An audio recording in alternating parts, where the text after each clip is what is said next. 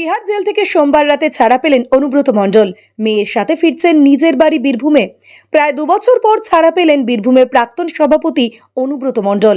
মেয়ে সুকন্যার সাথে সরাসরি বিমানে করে দমদম বিমানবন্দরে নামেন ভোরের দিকে। সেখান থেকে সরাসরি বীরভূমের উদ্দেশ্যে রওনা দেন তিনি। সঙ্গে মেয়ের সাথে রয়েছেন দলের বেশ কিছু ঘনিষ্ঠ নেতা।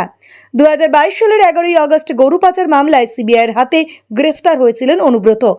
একই মামলায় গ্রেফতার হয়েছিল তার মেয়েও। সুকন্যার কিছুদিন আগেই মুক্তি হয়েছিল, কিন্তু তিনি দিল্লিতেই ছিলেন। অনুব্রতর ফেরার আনন্দে সেজে উঠেছে বীরভূমের নিচুপট্টি এলাকা। বিরোধী বলে আমাদের কিছু নেই। আমার বিধানসভা এই বীরভূম বিরোধী শূন্য, অর্থাৎ এখানে আর বিরোধীদের কোনো অস্তিত্ব নাই বলে আমরা সেই পথেই আমরা পথ অবলম্বন করব। যে যা লিড ছিল 3 গুণ বেড়েছে, আবার বিধানসভায় এটা আরও 3 গুণ বেশি আমরা লিড দিতে পারবো এই মানুষকে সঙ্গে নিয়ে। দিদি বলছেন, অভিষেক ব্যানার্জি বলছেন যে আমি নয় আমরা সেই পথেই চলি, যে আমরা সকলকেই নিয়ে মানুষের বিপুল ভোটে জয় জয়কার করব।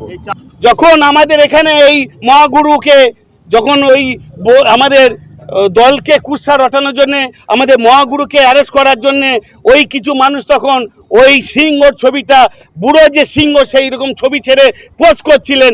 আজকে তিনাদিকেই দেখছি যে ছুটে এসে দাদার পদধূলি মাথায় নিতে যাচ্ছে। অবশ্যই ওই যে হারমাদদের যা কাজ, হারমাদরা তাই করে, সেটা করছে।